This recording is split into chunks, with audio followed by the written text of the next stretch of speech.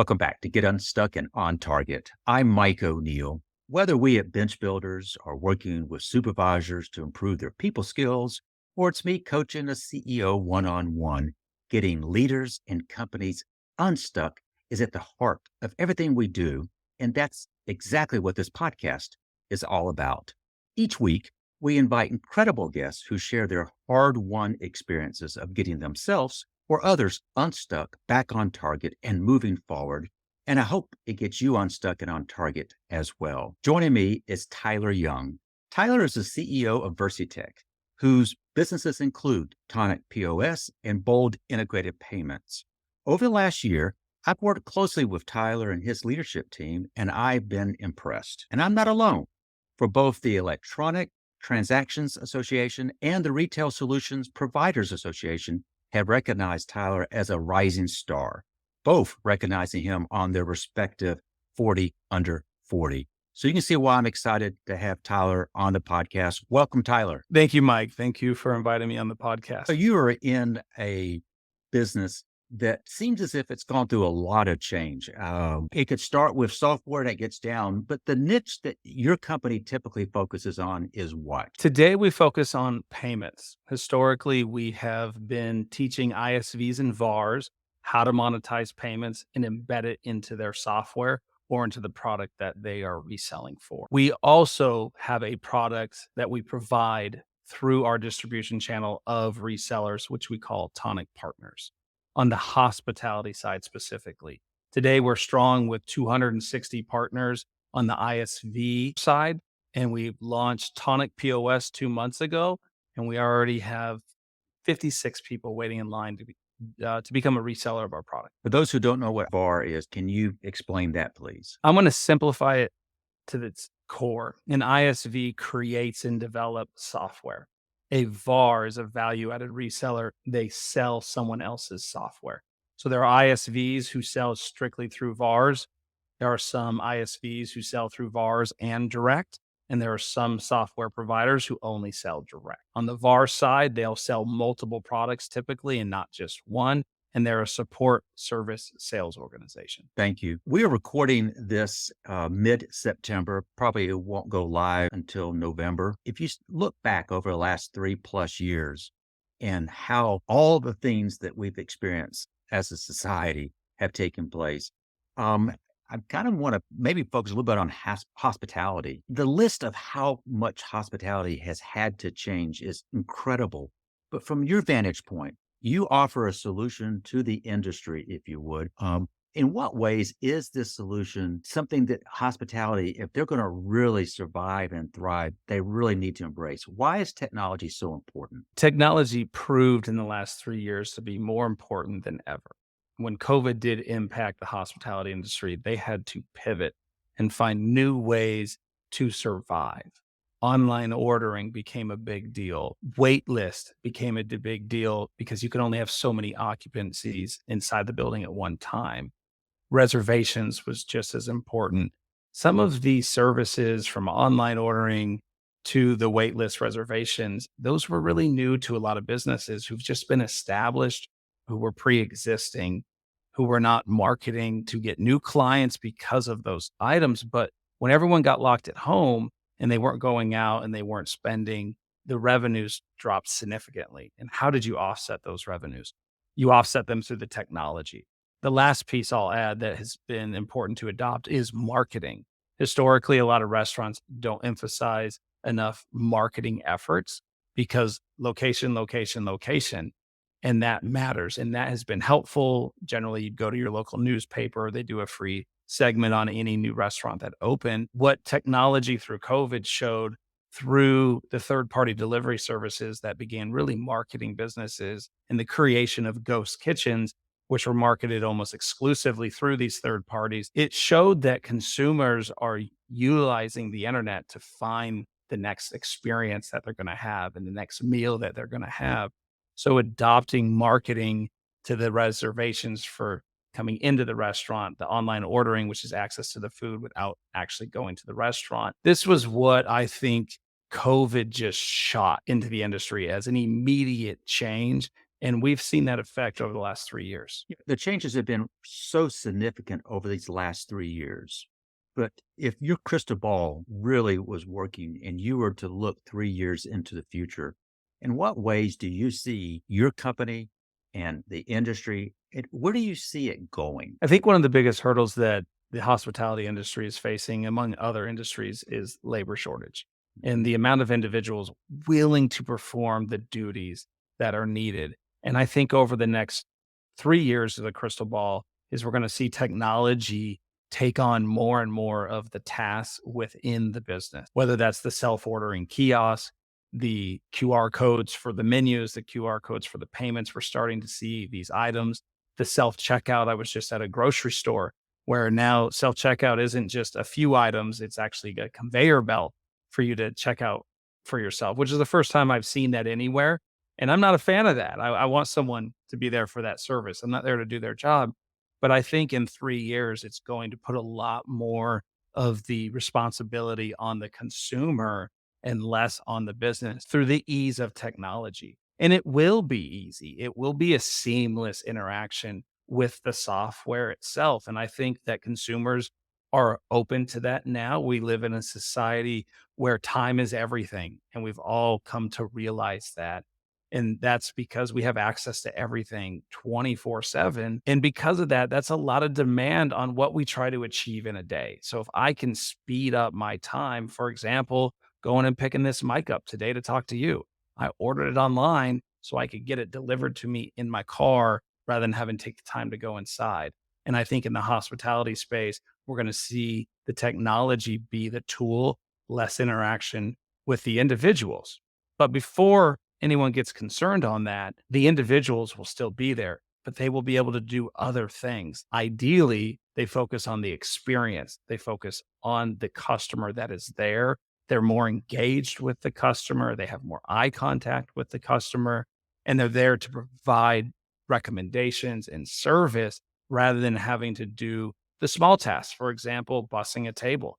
There's a robot, and I used to question, what did that robot and trays actually bring to a restaurant? But it brings a little bit of time. If a server, which I was one, can load up to 80 pounds onto a robot and Mm. send it back to the kitchen and then go engage another table and be able to circle back to the dishwasher to clean everything, which is generally every server has a responsibility, or maybe there's a dishwasher there. That robot is saving me those steps back and forth, which could allow me to just clean the table, set the table that much quicker.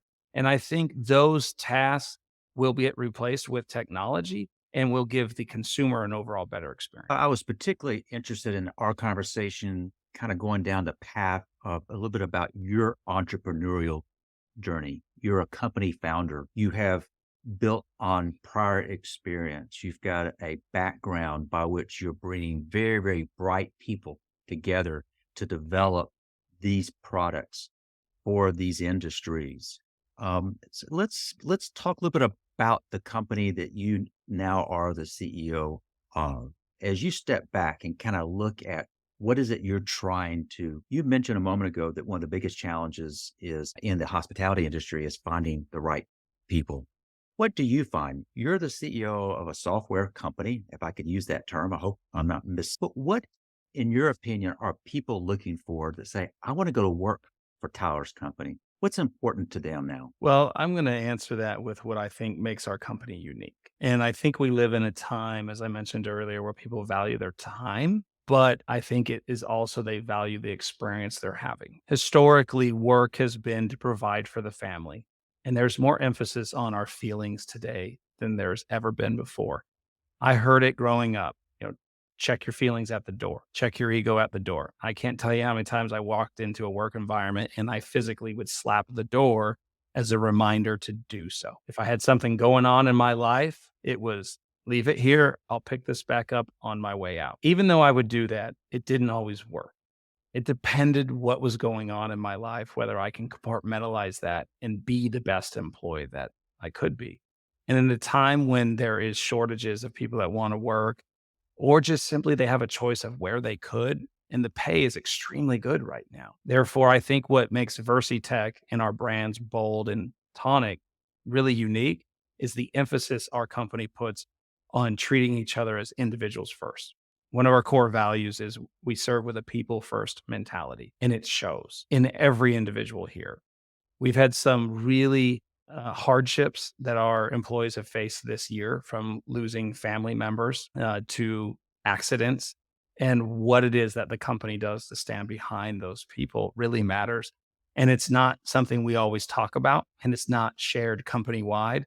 It's the individuals around the person that know, or it is myself or another leader coming in to provide that emotional support, or a vehicle in which they can find that support through therapy or other means.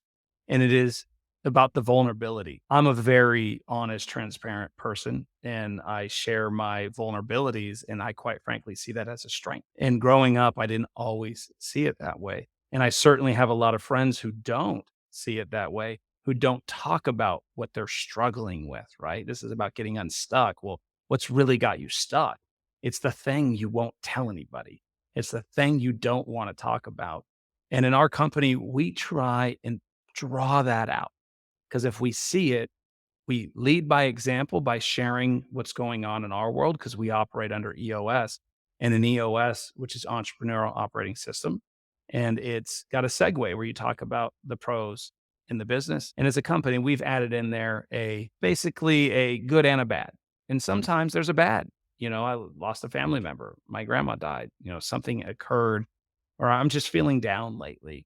We encourage that type of engagement here and support. So it's creating an environment where people feel supported and that they can be vulnerable. And not everybody's adopted to it. Not everybody's comfortable with it. But when they need it, they find a way to be, because they really do need it. And we set the example right now for all of them. And I'm really proud of a lot of people who've come forward to share some of their stories and support one another when they're having a hardship. And I think that is something that really attracts people to Versi. Matter of fact, I actually asked one of our newest individuals in marketing, why did you choose to work here? She's a very, very bright young girl. And I say that because she just graduated college and she's incredibly bright. I'm sure had a lot of opportunities. And just on a recent trip, I asked her, why did you choose to work for her direct supervisor, which is Chris? And she said, because every interview she had, it was about her skill set and what the job was about. The interview with us was, who are you? What do you do? And here's what we do, and was focused on her as a person. So she elected to come here. And I think that's what we offer that is unique, and what we're doing to combat labor shortage and high wages. You're building culture, and you're building culture by modeling some of the things we've been talking about. I already know you as being pretty transparent. You're willing to be vulnerable. I'm of the opinion that that actually differentiates you as a leader, because you're acknowledging you don't have all of the answers when you kind of pose the question. As your company grows and you're trying to maintain this sense of family and valuing others and alike, what do you anticipate will be some of the biggest challenges to keep that? That's a really great question, and actually something that I've been contemplating for a couple of weeks now. So I'm glad you asked. I think that culture starts from the top down, and we set the tone. What's our vibe? And that will translate into the leaders we hire and the leaders they hire and the staff eventually that performs all the work duties. I think the biggest challenge is finding talent that matches the culture. There are a lot of people with the skills that are even with us today as we brought three companies together, but do they match the culture? The way that I intend to maintain that is to ensure very carefully that the culture that we create is valued by the person. Having a support system through work is not valued by everyone because they got themselves together. They don't need it. They're here to climb a ladder. They're here to make money. They're here to grow their skill set. That person isn't the right fit for us. And it's taken a little time to figure that out. The right person for us is, I may not need a support system, but I value being a support system, or vice versa. And that mentality across my entire leadership team is what I have today. And I've made some changes. I had to make some hard decisions in this last year, but we have it today. And that trickles down to each manager. And each manager will have that mentality. Quite frankly, they just won't be with us. And it's not that they're not great. A lot of them are. And maybe Some people listening to this are in a great job today, but it is the right job for them. Just because you're capable of doing the job doesn't mean it's the right job. And we've really focused on right people, then right seat. Regular listeners know that this is a totally unscripted conversation. So you don't know this question is about to come because I just thought of it kind of myself. But I'd like to connect something here. And that is, we started this conversation talking about the hospitality industry, and we're talking about the ability to let technology change the experience for the good, such that let's use the term server. If the server is interacting in a way that they truly are adding value, it's a better experience for the customer. Is the server kind of who you're all trying to keep in mind as you're developing these resources? Is that kind of who you all try to envision? How do we make life for that person better, more effective? Or is it somebody or something different? Well, you'd have to hone that question in on which product. And on the bold integrated payment side, we serve a software company who would have that motive.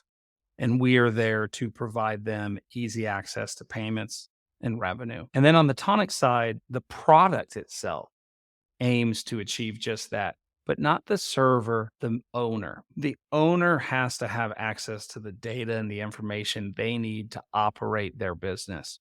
We want to make that as easy to access as possible. But we also know that the owner has to attract staff. In order for that staff to enjoy working there, if they're using an easy system and one that they enjoy, it's easier to retain that staff. So we actually have a lot of masters. I know we all often say is you can't serve one master, more than one master, but we have different areas in the company that focus in on certain individuals. We have our Tonic channel support, and they are there to serve our partner, to give our Tonic installer who's out there promoting, selling, and installing and servicing the system. That team serves that one team or that one partner. And then we have our support system on the Tonic side, which is there for the customers. And if they call into our tier one, we're there to support the customer. And then we have product. Product is all about the business owner and the customer ease of use, but we have that divided, right? Because we have a team large enough where we can focus in on the back of the house versus the front of the house. Mm. So we have a front of the house developer, product owner, and we have a back of house product owner. Therefore, at each level, we can assure that that person's aim is focused on what's important. In my role as the CEO, I have to just balance the individuals in those seats to ensure that their vision is on what they need to be focused in on. And I think we do that a good job in that today. So it was a bit of a complicated answer because there's layers in the organization that has to focus in on different outcomes. Well, it's a complicated answer, but you're in a complicated business. And as CEO, I would think one of the challenges you have is take complex and make it as simple as possible, so you can act on things. Reflect on, Tyler. You've been doing this for a good while now. You've achieved some pretty remarkable success. It's been recognized by different entities. But can you reflect on a time perhaps whether you got stuck or perhaps a client got stuck? And when that happened, what did it take to get unstuck? That is the one question I knew you'd ask. That's the only one I have. That's right. That's right. I've seen it as I've watched the show and listened. The reality is, I've been stuck many times, Mm. and my customers have been stuck many times. My employees have been stuck many times. And to think of just one occasion would be very difficult. I think I have a flood of occasions that come into mind. So let's just start on the business. The business can certainly be stuck when it's facing a challenge and there's not an outcome that the business likes. When you come across a situation where all outcome leads to a less desirable path, it is very common to take no action at all. And you find yourself stuck. You have that one customer who contractually owes a lot of money, but you don't want to offend them. You don't want the impact negatively in your marketing. You don't want to spend the money on the attorney, but you also want to hold true to the contract. And so you're stuck. That's just one example of saying I'm stuck on just a very simple decision because there's a lot of data points to consider. That's one scenario I've found myself stuck in many times. Ultimately, I made the hard decision that I would, honor the agreement in the scenario that I'm referring to and pursue legal action. And fortunately for me, just pursuing a legal action drove towards conversation, which drove towards a quick resolution. because I was willing to act. Had I waited a year and taken action, that person may not have taken me seriously. And so I think in the business, we can get stuck whenever you find yourself in a situation that you don't like the outcome. And how I get unstuck in that scenario is I just make a decision and accept that the outcome will be less than ideal no matter what decision I make. And then I just move forward and adjust that path. Like going to lawsuit, okay? I got to prepare myself to do discovery. I got to prepare myself to do deposition. I'm going to impact my team, but this is the decision that I've made. When that scenario actually played out to solve really quickly, I was relieved, but I made the decision to move forward. I think I often find that individually we get stuck, and it's generally for me just around the word I would say motivation. The motivation to carry on every day and to push the boundaries of the company and the team to achieve the greatest level of success. Because every company basically grows, stalls out, grows, stalls out. And I found that to be when I'm motivated, we grow. When I'm a little tired and I'm happy and complacent, we don't. But that's because the organization relied on the energy and effort of me. Where I sit today, I don't believe that's where we are. But looking at my history of my organization, which was smaller company, 10 employees, 16 employees, 20 employees and growing. Now we have over 65 in total. If I wasn't pushing, no one else was. When you hire the right people who have the ambitions, they can actually step in and fill some gaps for you when you need a little bit of break. But when I find myself not motivated, I have to take a little time to consider what I'm trying to achieve. And it generally happens when you lose motivation is when you achieve a goal. When you've achieved a milestone that you wanted to achieve, there's the excitement and then there's the what's next. And that's really what it is. It's what's next. And success to me, at least I think my success was my ability to have intense focus for a long period of time, 2 years, 3 years, to take a singular goal and to stay focused on that goal every day for 2 years. You get there. You just do. You want it enough. If you do it they say it takes 2 weeks to build a pattern. That may be true, but you won't have the success if you stop in a month or 2 months or 3 months. And so I've been blessed to have the ability to stay focused, laser focused, all in for long periods of time. But then I take breaks and then I feel stuck and I say, what's next? And the answers always come to me when I find the opportunity that excites me. When I set the new goal and that new opportunity shows up, my energy and my fire. It's a pattern I don't think will ever end. And I don't think we should ever expect to control that because an opportunity excites you and you go achieve it. To say, I want to get the same level of fire and energy about that same goal I've already achieved or that same business, I don't think is true. You have to find a tweak or a twist. So for me, my journey was starting a payments company in 2009. Through the payments company, we had a lot of variations of sales strategies. And then in 2017, I decided to get into POS. I bought a point of sale company. In 2019, I invested in another point of sale company, or it was 2020. And then in 2021, I merged with Bold Integrated Payments. And then we bought another point of sale company. And shortly after, we bought another dealership to add them to the team. And therefore, I've been fired up for about 5-6 years now. But every year, I'm adding something new. I'm pursuing something different. And that's kept that intense focus up. You've enjoyed success from a career standpoint at a relatively early age. Do you have any concern you're going to have difficulty keeping that fire stoked for the balance of the time that you do whatever you're doing? Great question. At this point, no. I think I've already experienced that in my cycle. I was successful at a young age. I was able to attend 10 years of President's Club through the vendor that I worked with in the payment space. Was able to meet hundreds of really successful business owners, soaked in thousands of hours, I feel like, of advice. Every chance I got, give me some feedback, just simply asking them questions. What are they doing? What have they faced? Every opportunity I had to meet someone that I felt I could learn from, I was willing to ask. And I think that set me apart from a lot of my friends growing up is the ability to learn from someone else's mistake and not having to make the same mistake myself and actually taking it to heart. And I had the opportunity to meet a lot of people who gave me the advice that helped me on this journey that I'm on. And I had a moment I can't give the exact year, but I wanted to make $20,000 a month. Okay, I made 20,000. I want to make 80,000 a month. Okay, I make 80,000 a month. Quite frankly, at that point, I lost all fire for financial. And I've not set another financial goal that motivated me. And so because my goals are not financial and they are on the impact and the creation, I don't actually feel that I'll ever have the fire essentially get snuffed out anymore because it was financial to begin with. Well, actually, it was to take care of people, my family, and to financially provide for them. And once I felt I achieved that, because I'm not a heavy spender, I was able to feel comfortable and safe. And it took away that fire because there was enough to provide. And I'm talking my immediate family, Mhm. parents, siblings, nephews, kids, significant other. So then I had to find what got me excited. And what gets me excited now and wakes me up is changing lives, my staff's lives, my employees' lives, and taking on competition and doing what they're doing and doing it better and finding different creative ways to achieve.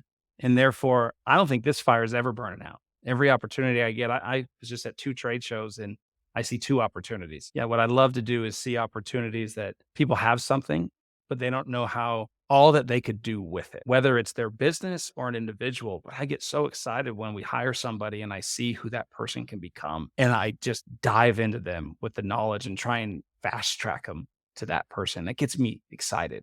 When I see a business that they have not yet tweaked something or the data they have or the price point they're selling at or their sales strategy can be tweaked for a higher level of success, that gets me excited. So therefore, I don't think I'll ever have this fire burn out again. I hope not. As you reflect on this conversation, Tyler, we've covered a lot of different things. What do you want our viewers, the listeners, to have as their takeaways? This is not timed or scripted. No, it's not. Okay. With that question, I would remind the viewers or listeners to focus in on what's important to them. What is their motivator and why are they doing it? I told you in the beginning, mine was to financially take care of people I love. And I have 2 children. They are 6 and 7 now. And the biggest takeaway is to build your company and balance your time. If your goal is to be special and be a billionaire, and there are a lot of people with that goal, that will take every ounce of your energy to ever achieve. You will not do that easily. Therefore, my goal is not to become rich. My goal is to impact people's lives and be there for my children. And I won't sacrifice one for the other. I will do both. So when my kids come home, I embrace them. When they interrupt a virtual meeting, I speak with them. And it's actually been something commented on a lot with people I interview with or employees or even you, Mike, in the past. You know, I give my kids time, but I've coached them to come up and recognize the situation right there. Ryler came up, recognized what I'm doing, greeted me. He moved on.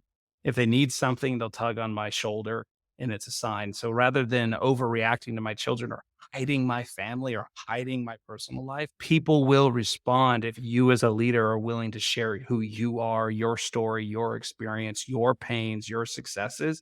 And you will build people around you who become your cheerleaders, who want you to then succeed and aren't there trying to drag you down and criticizing every decision you make because they know you would support them because you're sharing and you're asking them to share. So I'll sum it up. The biggest takeaway is show yourself and become comfortable with that uncomfortable feeling. I love it. You have shared. You've shared very generously. Thank you. Thank you. I enjoyed it. I also want to thank our listeners for joining us today. For even more insights about getting unstuck and moving your business forward, I invite you to subscribe to the Bottom Line newsletter. You can do that by going to bench-builders.com. You know, people ask, Mike, tell me a little bit more about what you do. I have found myself saying that I work with clients who usually had one of 2 problems. Either they were frustrated because they were losing the employees they wanted to keep, or their leaders found themselves stuck in the weeds of the day-to-day and they were failing to execute on their long-term strategy. So if high turnover or poor execution, if it's slowing your company's growth, let's talk. Head over to bench-builders.com to schedule a call. So I want to thank you for joining us, and I hope you have picked up on some quick wins from Tyler that help you get unstuck and on target.